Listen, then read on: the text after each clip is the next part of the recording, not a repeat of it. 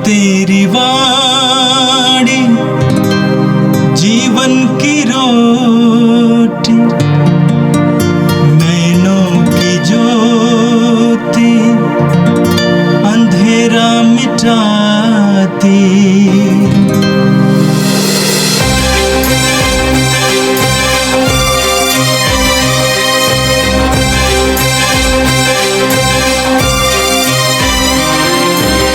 प्रभु तेरी वाणी जीवन की रोटी, नैनों की ज्योति अंधेरा मिटाती। प्रभु तेरी वाणी जीवन की रोटी, नैनों की ज्योति अंधेरा मिटाती। वाणी वाणी वाणी वाणी वाणी पवित्र है, शाश्वत है, जीवन का मन्ना है। 2 मार्च बुधवार। पहला पाठ योएल का ग्रंथ, अध्याय 2, पद संख्याएं 12 से 18 तक। प्रभु यह कहता है, अब तुम लोग उपवास करो और रोते तथा शोक मनाते हुए पूरे हृदय से मेरे पास लौट आओ। अपने वस्त्र फाड़कर नहीं, बल्कि हृदय से पश्चाताप करो और अपने प्रभु ईश्वर के पास लौट जाओ, क्योंकि वह करुणामय, दयालु, अत्यंत सहनशील और दया सागर है, और वह सहज ही द्रवित हो जाता है। क्या जाने वह द्रवित हो जाए और तुम्हें आशीर्वाद प्रदान करे। तब तुम लोग अपने प्रभु ईश्वर को बलि और तर्पण चढ़ाओगे। सिय्योन पर्वत पर तुर ही बजाओ, उपवास घोषित करो, सभा की बैठक बुलाओ, जनता को इकट्ठा करो। बूढ़ों, बालकों और दूध मुँहे बच्चों को भी बुला लो। दुल्हा और दुल्हन अपना कमरा छोड़कर चले आएं। प्रभु ईश्वर की सेवा करने वाले याजक मंदिर में वेदी के सामने रोते हुए इस प्रकार प्रार्थना करें, प्रभु अपनी प्रजा पर दया कर, अपने लोगों का अपमान ना होने दे, राष्ट्रों में उनका उपहास ना होने दे। गैर यहूदी यह न कहने पाएं कि उनका ईश्वर कहाँ रह गया। तब प्रभु ने अपने देश की सुध ली और अपनी प्रजा को बचा लिया। यह प्रभु की वाणी है। संत मत्ती के अनुसार पवित्र सुसमाचार, अध्याय 6 वाक्य 1 से 6 और 16 से 18 तक। यीशु ने अपने शिष्यों से कहा, सावधान रहो। लोगों का ध्यान आकर्षित करने के लिए अपने धर्म कार्यों का प्रदर्शन न करो, नहीं तो तुम अपने स्वर्गीय पिता के पुरस्कार से वंचित रह जाओगे। जब तुम दान देते हो तो इसका ढिंढोरा नहीं पिटवाओ। ढोंगी सभागृहों और गलियों में ऐसा ही किया करते हैं, जिससे लोग उनकी प्रशंसा करें। मैं तुम लोगों से कह देता हूं, वे अपना पुरस्कार पा चुके हैं। जब तुम दान देते हो तो तुम्हारा बाएं हाथ यह न जानने पाए कि तुम्हारा दाएं हाथ क्या कर रहा है। तुम्हारा दान गुप्त रहे और तुम्हारा पिता जो सब कुछ देखता है तुम्हें पुरस्कार देगा। ढोंगियों की तरह प्रार्थना नहीं करो। वे सभागृहों में और चौकों पर खड़ा होकर प्रार्थना करना पसंद करते हैं, जिससे लोग उन्हें देख सके। मैं तुम लोगों से कह देता हूं, वे अपना पुरस्कार पा चुके हैं। जब तुम प्रार्थना करते हो, अपने कमरे में जाकर द्वार बंद कर लो और एकांत में अपने पिता से प्रार्थना करो। तुम्हारा पिता जो एकांत को भी देखता है तुम्हें पुरस्कार देगा। ढोंगियों की तरह मुंह उदास बनाकर उपवास नहीं करो। वे अपना मुंह मलिन कर लेते हैं, जिससे लोग ये समझें कि वे उपवास कर रहे हैं। मैं तुम लोगों से कह देता हूं, वे अपना पुरस्कार पा चुके हैं। जब तुम उपवास करते हो तो अपने सिर में तेल लगाओ और अपना मुंह धो लो, जिससे लोगों को नहीं, केवल तुम्हारे पिता को जो अदृश्य है ये पता चले कि तुम उपवास कर रहे हो। तुम्हारा पिता जो अदृश्य को भी देखता है तुम्हें पुरस्कार देगा। यह प्रभु का दिव्य सुसमाचार है। ख्रिस्त प्रभु की जय। आज राख बुधवार है। चालीसे का प्रारंभ आज से होता है। आज को हम राख बुधवार कहते हैं क्योंकि गिरजाघरों में आज सर्विसेस यानी मिसा बलिदान के साथ साथ विश्वासियों के माथे पर राख लगाया जाता है और विश्वासियों को याद दिलाया जाता है, सुनो तुम मिट्टी हो और मिट्टी में मिल जाओगे। उत्पत्ति ग्रंथ के अध्याय 3 वाक्य 19 में हम पढ़ेंगे कि ईश्वर ने आदम और हेवा के पाप के बाद उनसे कहा, तुम मिट्टी हो और मिट्टी में मिल जाओगे। इस प्रकार चालीसे के प्रारंभ में ही विश्वासियों को यह बताया जाता है कि तुम मिट्टी हो और मिट्टी में मिल जाओगे। इसीलिए संसार से मुंह मोड़ लो और ईश्वर पर अपना ध्यान आकर्षित करो, ईश्वर पर अपना ध्यान लगाओ। संसार से बढ़कर स्वर्ग के लायक, ईश्वर के राज्य के लायक जीवन जीना शुरू करो। इसलिए आज राख बुधवार को गिरजाघरों में विश्वासियों के माथे पर राख लगाया जाता है और याद दिलाया जाता है कि तुम मिट्टी हो और मिट्टी में मिल जाओगे। आज के पहले पाठ में जो नबी योएल के ग्रंथ से लिया गया था, प्रभु हमसे कहते हैं, अब तुम लोग उपवास करो और रोते तथा शोक मनाते हुए पूरे हृदय से मेरे पास लौट आओ। पूरी बाइबल हमें सिखाती है कि ईश्वर प्रेम है। बाइबल हमें सिखाती है कि ईश्वर ने अपने प्रेम से सब कुछ को बनाया है। उत्पत्ति ग्रंथ के अध्याय 1 और 2 में हम पढ़ेंगे, ईश्वर ने सृष्टि की रचना की और ईश्वर ने देखा और ईश्वर को अच्छा लगा। भले ईश्वर ने भली सृष्टि की रचना की, ईश्वर ने सारी सृष्टि को अच्छा बनाया, लेकिन बाइबल हमें यह भी सिखाती है कि मनुष्य ने अपने पाप के द्वारा सब कुछ को बिगाड़ दिया है। और जब से मनुष्य ने अपने पाप के द्वारा सब कुछ को बिगाड़ दिया, उस समय से ईश्वर मनुष्य को अपनी ओर बुला रहा है, कह रहा है वापस आओ, तुम्हारा कल्याण वापसी में है। इस्यास अध्याय 30 वाक्य 15 में प्रभु कहते हैं, पश्चाताप और स्वीकृति में तुम्हारा कल्याण है। पश्चाताप का मतलब है ईश्वर की ओर वापस लौटना। जिस मार्ग से तुम जा रहे थे वो मार्ग तुम्हारे लिए विनाशकारी है, उसे छोड़कर अनुग्रह और आशीष के मार्ग पर आ जाना। तो वचन कहता है पश्चाताप और स्वीकृति में तुम्हारा कल्याण है। तुम्हारी वापसी में ही तुम्हारी भलाई है। हम लूकस के सुसमाचार के अध्याय 15 में उस सुंदर दृष्टांत में देखते हैं, वह उड़ाऊ पुत्र पिता की संपत्ति का अपना हिस्सा लेकर परदेश जाता है, सब कुछ उड़ा देता है, लेकिन जब वो वापस आता है वो सब कुछ पा लेता है। उसकी वापसी में ही उसका कल्याण था, उसकी भलाई थी। उसी तरह प्रभु कहते हैं वापस आ जाओ। और आज के पहले पाठ में नबी जोएल के द्वारा प्रभु हमें बताते हैं कि हमें कैसे प्रभु के पास वापस आना है। 3-4 बातें बताई गई हैं। पहली बात प्रभु कहते हैं पूरे हृदय से मेरे पास लौट आओ। बीमारी से बचने के लिए, परेशानी से बचने के लिए नहीं, बल्कि पूरे हृदय से मेरे पास लौट आओ। सारे हृदय से मेरे पास लौट आओ। एक सच्चा हृदय परिवर्तन होने दो। प्रभु कहते हैं पूरे हृदय से मेरे पास लौट आओ। दूसरी बात प्रभु कहते हैं उपवास करके मेरे पास लौट आओ। तुम्हारा शरीर तुम्हारे लिए पाप का कारण बना है, उस शरीर को प्रताड़ित करो, उपवास करो। हम पढ़ेंगे नबी योना के ग्रंथ में, नबी योना को निनेवे भेजा गया था।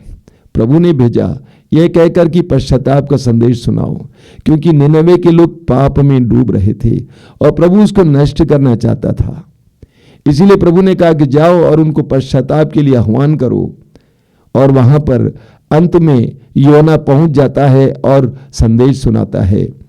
बाइबल में आप पढ़ेंगे, वचन में आप पढ़ेंगे योना नबी के ग्रंथ में कि योना के वचन को सुनकर लोग ऊपर से लेकर नीचे तक पश्चाताप करने लगे, उपवास करने लगे। जब राजा को पता चला तो राजा ने आदेश दिया, कोई भी मेरे देश में न खाएगा न पिएगा, न जानवर भी, और सभी ईश्वर की दुहाई दो। और ऐसा ही हुआ। पूरे निनेवे के लोग, राजा से लेकर रंग तक, सभी लोगों ने उपवास किया और प्रभु की दुहाई दी। नतीजा, जो विपत्ति आने वाली थी वो टल गई। तो प्रभु कहते हैं, उपवास करते हुए मेरे पास लौट आओ। तीसरी बात प्रभु कहते हैं, रोते हुए मेरे पास लौट आओ, शोक मनाते हुए रोते हुए मेरे पास लौट आओ। अपने पापों का एहसास करो और जो गंवाया है, जो किया है, उसके लिए रो रो कर प्रभु के सामने वापस लौट आओ। लूकास के सुसमाचार के अध्याय 7 में हमें बहुत सुंदर उदाहरण मिलता है। वो नारी जो प्रभु यीशु के पास आती है, पापिनी थी, और यीशु के सामने खड़ी होती है और निशब्द होकर, मौन रहकर अपनी आंसुओं को बहाती है। इतने आंसू बहाती है कि यीशु के दोनों चरण आंसुओं से धुल गए। प्रभु कहते हैं, आंसू बहाओ, रोते हुए, शोक मनाते हुए मेरे पास लौट आओ। चौथी बात जो प्रभु कहते हैं वो यह है, प्रभु कहते हैं तुम अपने वस्त्र को मत फाड़ो बल्कि हृदय फाड़ो। उस जमाने में यहूदी लोग अपने पाप और पश्चाताप को प्रकट करने के लिए अपने वस्त्र को फाड़ डालते थे, पश्चाताप के रूप में वस्त्र फाड़ते थे। प्रभु कहते हैं, तुम कितने वस्त्र फाड़े लेकिन तुम्हारे हृदय में कोई परिवर्तन नहीं आया। इसीलिए वस्त्र फाड़ना बंद करो, हृदय से पश्चाताप करो, हृदय से मेरे पास लौट आओ। नबी योएल के द्वारा प्रभु ने जो संदेश उस समय दिया था, आज भी हमारे लिए उतना ही प्रासंगिक है। प्रभु कहते हैं, मेरे पास लौट आओ, इसी में तुम्हारा कल्याण है। तुम्हें सब कुछ वापस मिल जाएगा, लेकिन तुम्हारा एकमात्र कल्याण का उपाय और मार्ग है, मेरे पास लौट आओ। पूरे हृदय से, आंसू बहाते हुए, उपवास करते हुए, सारे हृदय से मेरे पास लौट आओ, मैं तुम्हें जीवन दूंगा। वास्तव में यह इस 40 काल का भाव है। आगमन काल का भाव था, हे प्रभु आइए, और 40 काल का भाव है, प्रभु हमें पुकारते कहते हैं, मेरे पास लौट आओ। हम प्रभु की आवाज को सुने। और आज के सुसमाचार में प्रभु यीशु कहते हैं, सावधान रहो, लोगों का ध्यान आकर्षित करने के लिए अपने धर्म कार्यों का प्रदर्शन ना करो, नहीं तो तुम अपने स्वर्गीय पिता के पुरस्कार से वंचित रह जाओगे। प्रभु कहते हैं कि तुम अपने धर्म कार्यों को लोगों को दिखाने के लिए नहीं करना, संसार को प्रसन्न करने के लिए नहीं करना, वरना तुम ईश्वर के प्रतिफल से वंचित रह जाओगे, बल्कि ईश्वर को दिखाने के लिए करना। प्रभु यीशु आज के समाचार में हमें 3 बातें बताते हैं जिसके द्वारा हमारा शुद्धिकरण हो सकता है। ये 3 बातें कौन हैं?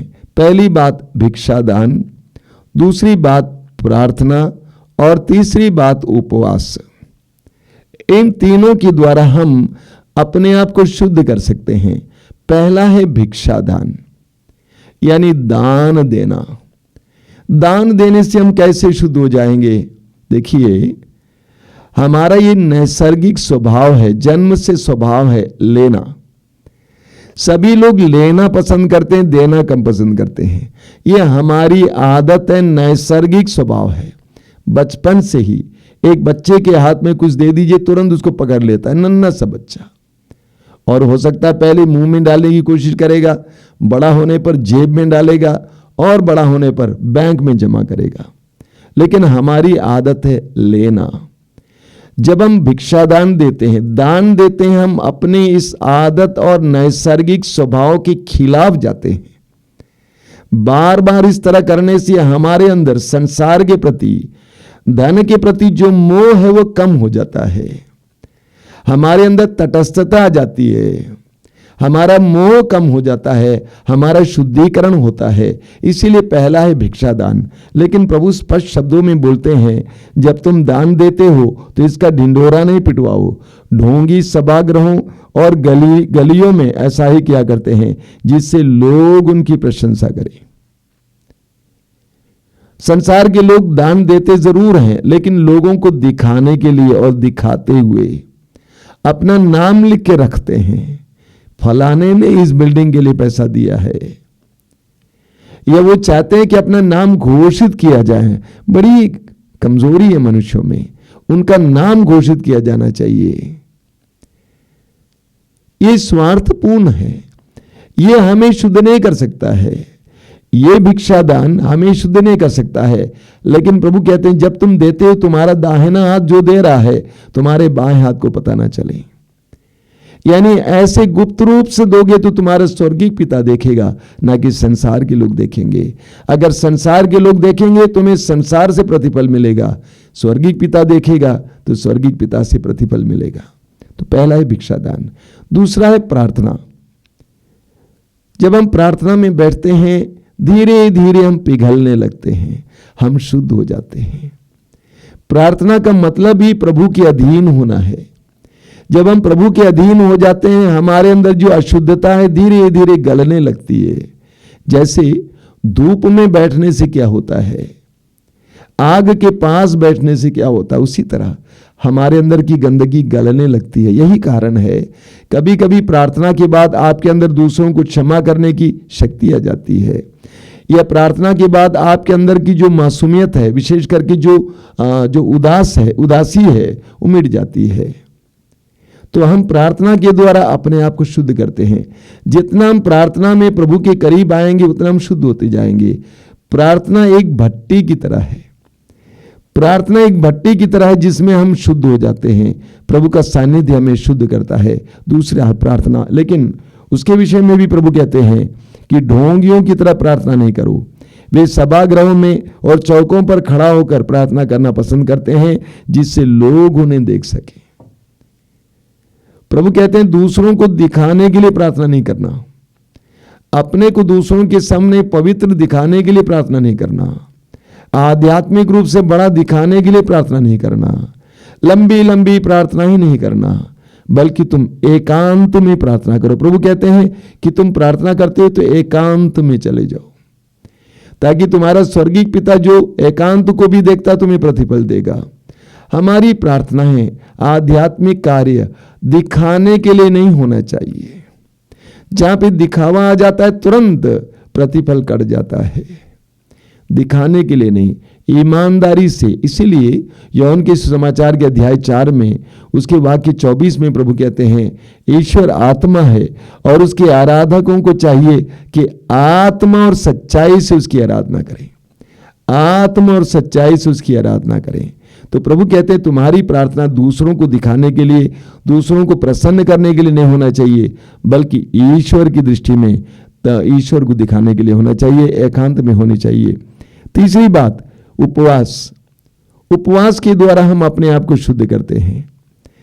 हम अपने शारीरिक वासनाओं से निवृत्त हो जाते हैं। उपवास के द्वारा हम अपने शरीर को अपने अधीन करते हैं, शारीरिक आवश्यकताओं को अपने अधीन करते हैं। उपवास शुद्धिकरण के लिए एक बहुत बड़ा मार्ग है। प्रभु यीशु ने स्वयं 40 दिन और 40 रात उपवास और प्रार्थना की।